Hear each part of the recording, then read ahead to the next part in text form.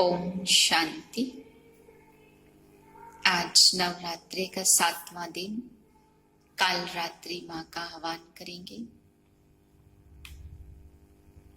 अपने अंदर की आसुरी शक्तियों को मारने के लिए, किसी भी विकार के वंश को समाप्त करने के लिए, रक्त बीज नामक असुर का नाश करने के लिए शिव बाबा से मैं आत्मा शक्ति लेकर वंश सहित सभी विकारों का नाश करती हूँ। अपने अंदर काली शक्ति को जागृत कर रही हूँ।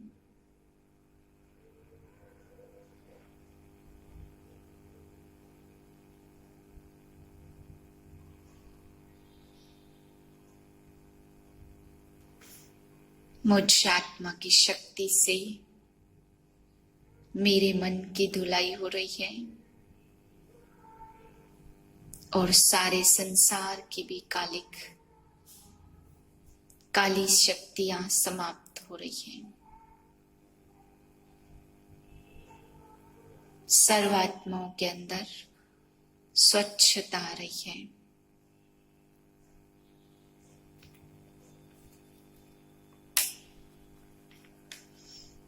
तेईस 10/2020 के महावाक्य हैं। आज बाबा ने हम बच्चों को समझाया है कि बच्चे, जितना तुम याद करेंगे तो याद से ही तुम्हारा पेट भरेगा। बाबा ने कहा, जो संपन्न नहीं होते हैं पेट तो वे भी भरते हैं, लेकिन जन्म जन्म के लिए पेट भरना है तो तुम्हें याद की यात्रा करनी है। फिर बाबा ने आज समझाया, यहाँ आकर बाबा खूब नशा चढ़ाते, बच्चों को नशा भी चढ़ता है, लेकिन जैसे ही घर जाते हैं, मित्र संबंधियों का मुंह देखते हैं, उनकी बातें सुनते हैं, तो सारा नशा गुम हो जाता है। क्योंकि आसुरी परिवार या आसुरी वृत्तियों वालों के साथ जो ज्ञान का नशा चढ़ता है वो सभी खत्म हो जाता है। इसलिए बाबा कहते, जितना याद करो उतना ज्यादा नशा चढ़ता जाएगा। फिर बाबा आज समझा रहे कि बच्चे, तुम्हें दैवी गुण भी धारण करने। ऐसे नहीं कोई छोटी सी बात हो गई तो तुम मुर्दे जैसी शकल बना लो या रूठ जाओ। अगर रूठेंगे तो अपने भाग्य से रूठ जाएंगे। इसलिए दैवी गुण, दैवी मैनर्स भी तुम बच्चों में होने चाहिए। मीठे बच्चे, श्रेष्ठ ते श्रेष्ठ बनने के लिए स्वयं भगवान तुम्हें श्रेष्ठ मत दे रहे हैं, जिससे तुम नरकवासी से स्वर्गवासी बन जाते हो। प्रश्न है, देवता बनने वाले बच्चों को विशेष किस बात का ध्यान रखना है? उत्तर है, कभी कोई बात में रूठना नहीं, मुर्दे जैसी शक्ल नहीं बनानी है, किसी को भी दुख नहीं देना है। देवता बनना है तो मुख से सदैव फूल निकले। अगर कांटे व पत्थर निकलते हैं तो पत्थर के पत्थर ठहरे। गुण बहुत अच्छे धारण करने हैं, यहाँ ही सर्वगुण संपन्न बनना है। सजा खाएंगे तो फिर पद अच्छा नहीं मिलेगा। ओम शांति। नए विश्व व नई दुनिया के मालिक बनने वाले रूहानी बच्चों प्रति बाप बैठ समझाते। यह तो बच्चे समझते हैं कि बाप आए हैं बेहद का वर्षा देने। हम लायक नहीं थे, कहते हैं, हे प्रभु मैं लायक नहीं हूँ, मुझे लायक बनाओ। बाप बच्चों को समझाते हैं, तुम मनुष्य तो हो, यह देवताएं भी मनुष्य हैं, परंतु इनमें दैवी गुण हैं, इन्हों को सच्चा सच्चा मनुष्य कहेंगे। मनुष्यों में आसुरी गुण होते हैं तो चलन जानवरों मिसल हो जाती है। दैवी गुण नहीं है तो उनको आसुरी गुण कहा जाता। अब फिर बाप आकर तुमको श्रेष्ठ देवता बनाते हैं। सचखंड में रहने वाले सच्चे सच्चे मनुष्य यह लक्ष्मी नारायण हैं, इन्हों को फिर देवता कहा जाता। इन्हों में दैवी गुण है, बलगाते भी हैं, हे पतित पावन आओ। परंतु पावन राजाएं कैसे होते और फिर पतित राजाएं कैसे होते, यह राज तो कोई भी जानता नहीं है। वह है भक्ति मार्ग। ज्ञान को तो और कोई जानता नहीं। तुम बच्चों को बाप समझाते और ऐसा बनाते हैं। कर्म तो यह देवताएं भी सतयुग में करते हैं, परंतु पतित कर्म नहीं करते। उनमें दैवी गुण है। छीछी काम न करने वाले ही स्वर्गवासी होते हैं। नरकवासी से माया छीछी काम कराती है। अब भगवान बैठ श्रेष्ठ काम कराते और श्रेष्ठ मत देते हैं कि ऐसे छीछी काम नहीं करो। श्रेष्ठ ते श्रेष्ठ बनने के लिए श्रेष्ठ ते श्रेष्ठ मत देते हैं। देवताएं श्रेष्ठ है ना, तो रहते भी हैं नई दुनिया स्वर्ग में। यह भी तुम्हारे में नंबरवार पुरुषार्थ अनुसार जानते हैं। इसलिए माला भी बनती है 8 की व 108 की, करके 16,108 की भी कहे। वह भी क्या हुआ, इतने करोड़ मनुष्य हैं, इसमें 16,000 निकले तो क्या हुआ, 1/4% भी नहीं। बाप बच्चों को कितना ऊंच बनाते हैं। रोज बच्चों को समझाते हैं कि कोई भी विकर्म नहीं करो। तुमको ऐसा बाप मिला है तो बहुत खुशी होनी चाहिए। तुम समझते हो हमको बेहद के बाप ने एडॉप्ट किया है, हम उनके बच्चे बने हैं, तो बाप है स्वर्ग का रचयिता। तो ऐसे स्वर्ग का मालिक बनने के लायक सर्वगुण संपन्न भी बनना पड़े। जन्म भी नीचे उतरे तो जरा कला कम हुई। यह लक्ष्मी नारायण सर्वगुण संपन्न थे।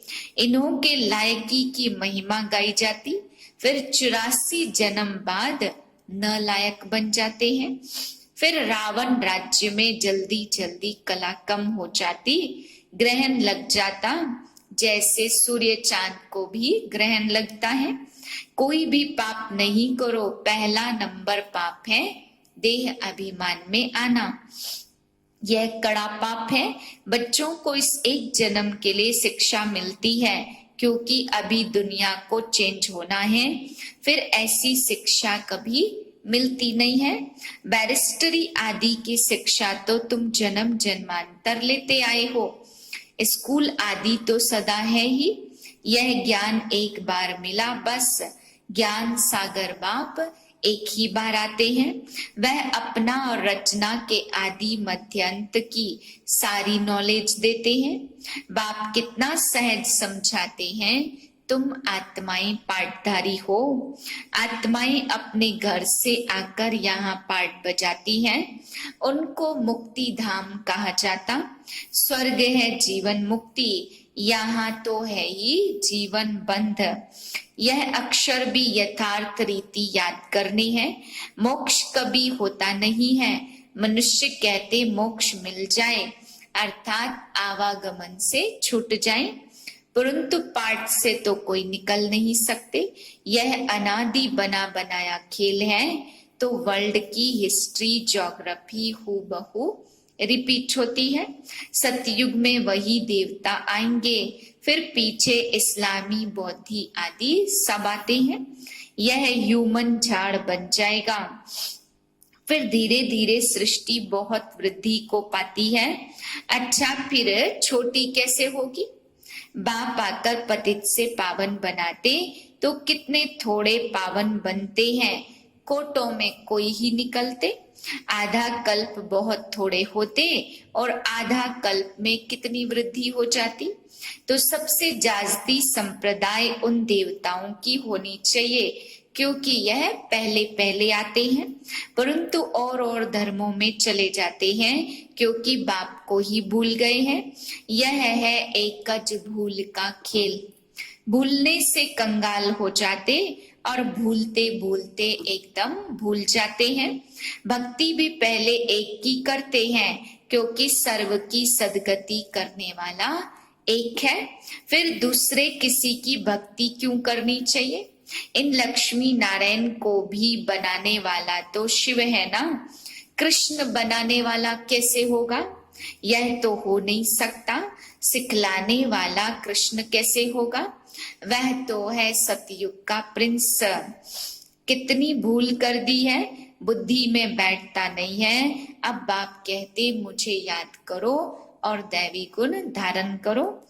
कोई भी प्रॉपर्टी का झगड़ा आदि है तो उसको खलास कर दो। झगड़ा करते करते तो प्राण भी निकल जाएंगे।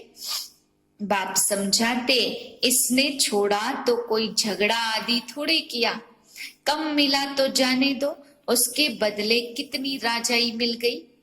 बाबा समझाते मुझे साक्षात्कार हुआ विनाश और राजाई का, तो कितनी खुशी हुई। हमको विश्व की बादशाही मिलनी है तो यह सब क्या है। ऐसे थोड़े कोई भूख मरेंगे, बिगर पैसे वाले भी पेट तो भरते हैं ना। मम्मा ने कुछ लाया क्या, कितना मम्मा को याद करते हैं। बाप कहते हैं याद करते हो यह तो ठीक है, परंतु अभी मम्मा के नाम रूप को याद नहीं करना। हमको उन जैसी धारणा करनी है, हम भी मम्मा जैसा अच्छा बनकर गद्दी लायक बने। सिर्फ मम्मा की महिमा करने से थोड़े हो जाएंगे। बाप तो कहते मामे कम याद करो, याद की यात्रा में रहना है, मम्मा जैसा ज्ञान सुनाना है। मम्मा की महिमा का सबूत तब हो जब तुम भी ऐसे महिमा लायक बनकर दिखाओ। सिर्फ मम्मा मम्मा कहने से पेट नहीं भरेगा, और ही पेट पीठ से लग जाएगा। शिव बाबा को याद करने से पेट भरेगा, इस दादा को याद करने से पेट नहीं भरेगा। याद करना है एक को और बलिहारी है एक की।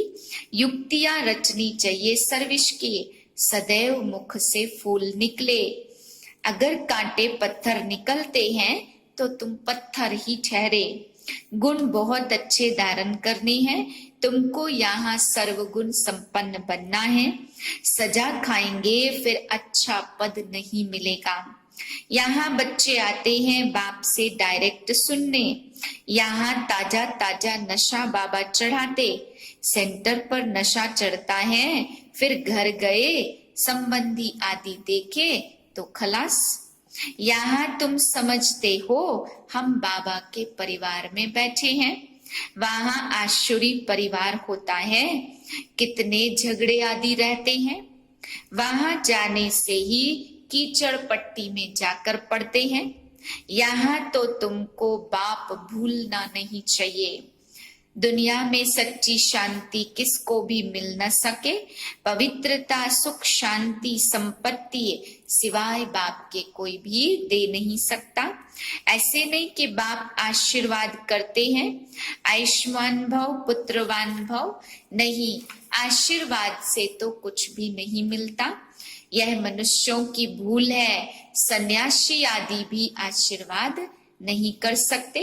आज आशीर्वाद करते कल खुद ही मर जाते। पोप भी देखो कितने होकर गए हैं।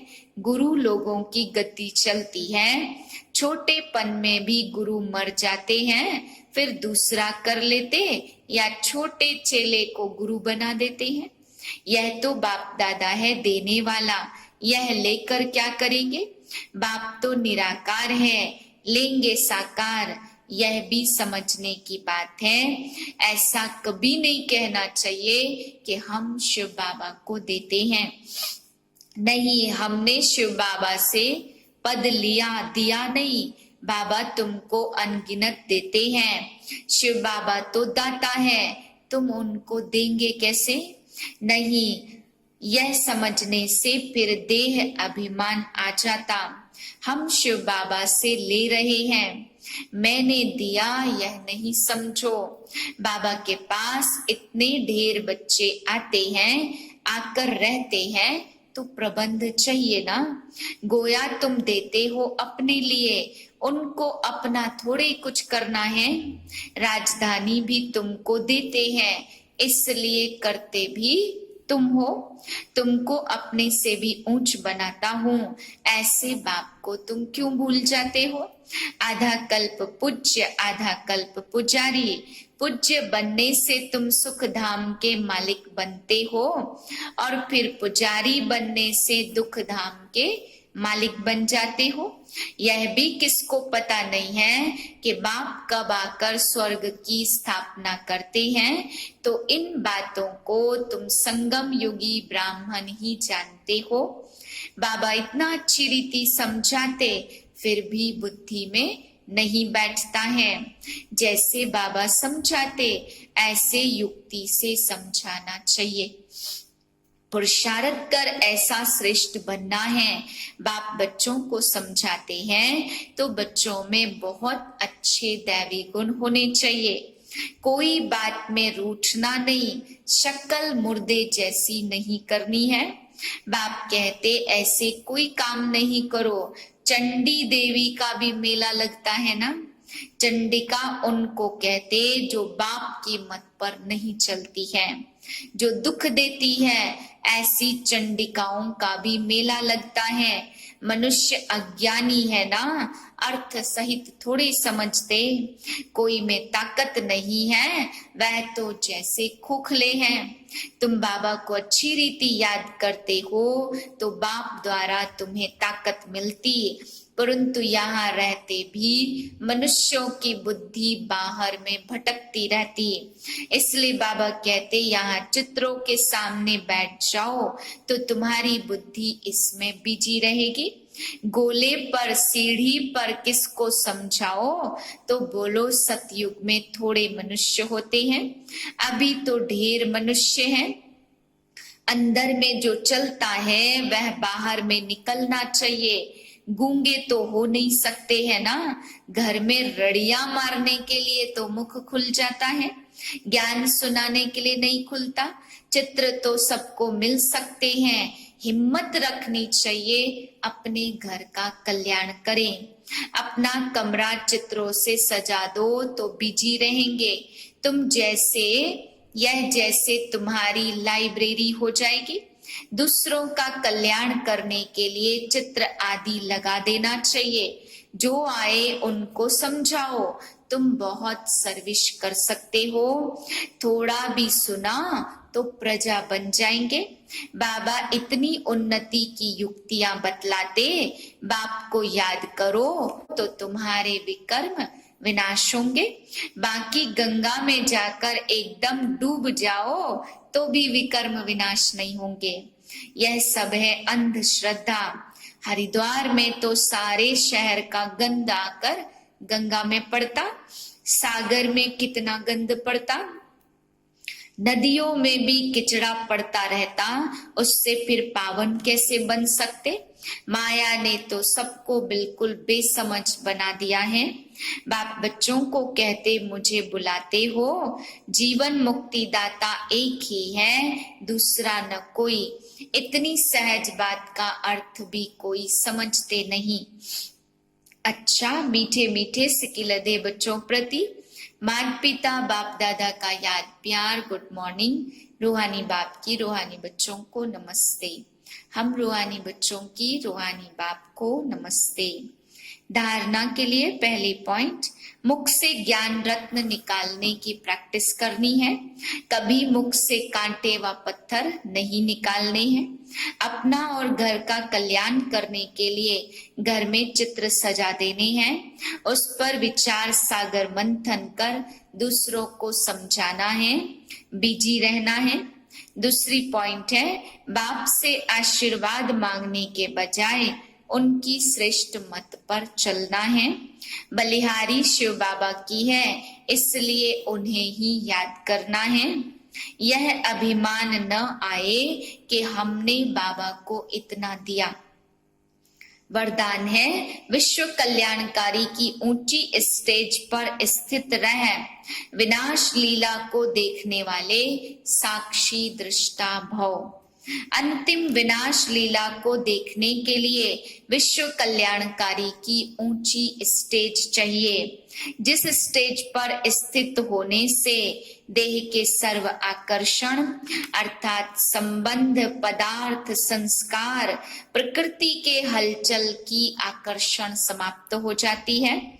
जब ऐसी स्टेज हो तब साक्षी दृष्टा बन ऊपर की स्टेज पर स्थित हो, शांति की शक्ति की किरणें सर्वात्माओं के प्रति दे सकेंगे। स्लोगन है, ईश्वरी शक्तियों से बलवान बनो तो माया का फोर्स समाप्त हो जाएगा। ओम शांति।